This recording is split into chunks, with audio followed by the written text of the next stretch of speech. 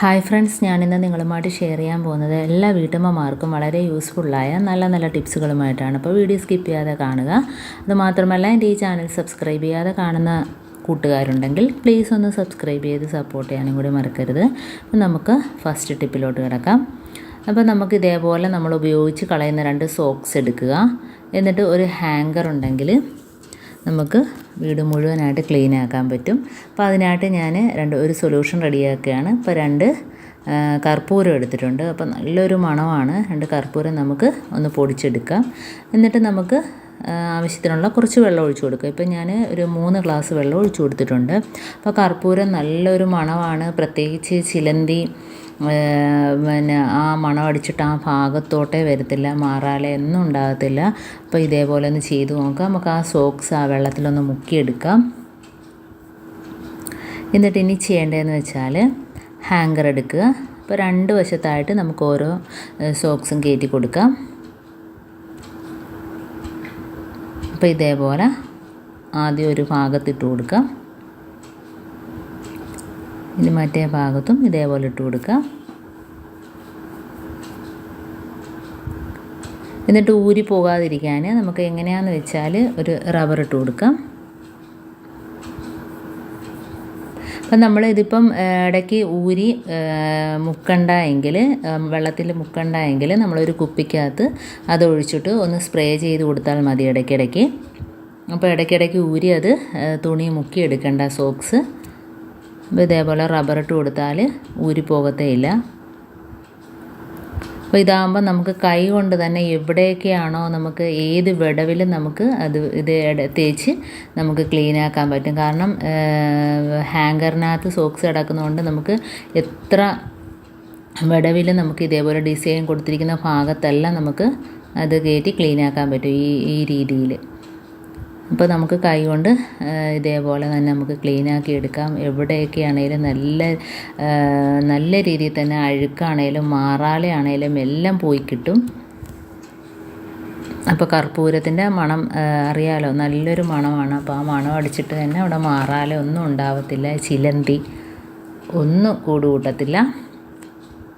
നമ്മുടെ ഷോക്കേഴ്സ് അതേപോലെ തന്നെ ഇതേപോലെ ഗ്ലാസിൻ്റെ ജനലിൻ്റെ വിടവ് ഭാഗത്തൊക്കെ നമുക്ക് കൈവച്ച് തന്നെ ഇതേപോലെ നല്ല ക്ലീനാക്കി എടുക്കാം. അപ്പോൾ ഏത് വിടവിലും നമുക്ക് ഇതേപോലെ ഹാങ്കർ ആകുമ്പോഴത്തേനും നമുക്ക് തുടച്ചെടുക്കാൻ പറ്റും. ഇനിയിപ്പോൾ ഇതേപോലെ നമുക്ക് ഊരി സോക്സ് നനയ്ക്കാൻ നിൽക്കേണ്ട, ഒന്ന് സ്പ്രേ ചെയ്ത് കൊടുത്താൽ മതി. ആ വെള്ളം ഇതേപോലെ ഒരു കുപ്പിയിലാക്കിയിട്ടൊന്ന് കുടഞ്ഞു കൊടുത്താൽ മതി. എന്നിട്ട് നമുക്ക് ഫ്രിഡ്ജിൻ്റെ അടിയിലാണേലും എവിടെയാണേലും ഇപ്പോൾ ഇതേപോലെ തന്നെ ഫ്രിഡ്ജിൻ്റെ അടിയിലൊക്കെ നമുക്ക് നല്ല രീതിയിൽ ക്ലീനാക്കി എടുക്കാൻ പറ്റും. അല്ലാതെ നമുക്ക് മോപ്പോ എന്ത് ചെയ്താലും അതിൻ്റെ അടിയിലൊന്നും കയറത്തില്ല. ഇതാകുമ്പോഴത്തേന് ഏത് ഭാഗത്തും നമുക്ക് കയറ്റി ഇതേപോലെ തുടച്ചെടുക്കാം. അതേപോലെ തന്നെ ജനൽ കമ്പികളിൽ ഇതേപോലെ നമുക്ക് കയ്യിൽ സോക്സ് എടുത്തിട്ടിട്ട് നമുക്ക് ജനൽ കമ്പി അത് വെച്ച് തന്നെ നമുക്ക് ഇതേപോലെ കൈ വെച്ച് തന്നെ നമുക്ക് നല്ല രീതിയിൽ ഓരോ കമ്പികളായിട്ട് തുടച്ചെടുക്കാം. അപ്പോൾ നമുക്ക് പ്രത്യേകിച്ച് കയ്യിൽ തുണിയോ കാര്യങ്ങളോ ഒന്നും വേണ്ട. ഇത് വെച്ച് തന്നെ നമുക്ക് കയ്യിൽ സോക്സ് ഇട്ടിട്ട് ഇതേപോലെ തുടച്ചെടുക്കാവുന്നതാണ്. നല്ല ക്ലീനായിട്ട് കിട്ടും. ഉണ്ടോ, ഇതേപോലെ ഓരോ ജനൽ കമ്പിയും നമുക്ക് ക്ലീനാക്കി എടുക്കാം. ഇനി നമുക്കിതേപോലെ ചൂലുണ്ടെങ്കിൽ അതിനകത്ത് സോക്സ് ഇട്ട് കൊടുക്കാം.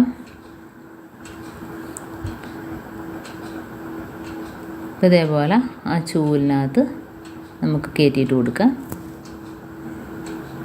അങ്ങനെയാകുമ്പോൾ നമുക്ക് മാറാല പിടിക്കുന്ന ഭാഗത്തെല്ലാം ഇത് വെച്ച് ഒന്ന് തേച്ച് കൊടുത്താൽ മതി. പ്രത്യേകിച്ച് ഈ വെള്ളം തൊട്ട് ഭാഗത്തൊന്നും പിന്നെ മാറാലൊന്നും ഉണ്ടാകത്തില്ല.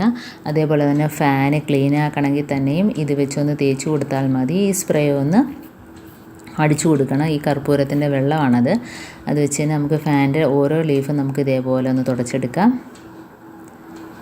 അതേപോലെ തന്നെ മാറാലുള്ള ഭാഗത്തെല്ലാം നമ്മുടെ കബോർഡിൻ്റെ ഇടയിലും ഒക്കെ ഇത് വെച്ച് തന്നെ നമുക്ക് നല്ല രീതിയിൽ ക്ലീനാക്കി എടുക്കാം. അപ്പോൾ ഇതിന് പ്രത്യേകിച്ച് മോപ്പും കാര്യങ്ങളൊന്നും വേണ്ട.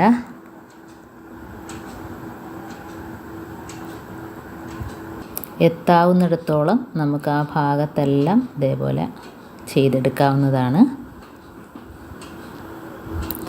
അപ്പോൾ അപ്പോൾ എൻ്റെ ഈ ടിപ്സുകൾ ഇത്രയേ ഉള്ളൂ. ഈ ടിപ്സ് നിങ്ങൾക്ക് യൂസ്ഫുള്ളായിട്ട് തോന്നിയിട്ടുണ്ടെങ്കിൽ ഒന്ന് ലൈക്ക് ചെയ്യാനും കമൻറ്റ് ചെയ്യാനും സബ്സ്ക്രൈബ് ചെയ്യാനും മറക്കരുത്. അതേപോലെ തന്നെ ബെല്ലൈക്കൻ എനേബിൾ ചെയ്യാനും മറക്കരുത്. എന്നാൽ മാത്രമേ ഞാനിടുന്ന ഓരോ വീഡിയോസും നിങ്ങളുടെ മുമ്പിൽ നോട്ടിഫിക്കേഷനായി എത്തുകയുള്ളൂ. അപ്പോൾ ഇനിയും നല്ല നല്ല ടിപ്സുകളുമായിട്ട് വീണ്ടും കാണാം. അതുവരേക്കും താങ്ക്സ് ഫോർ വാച്ചിങ്.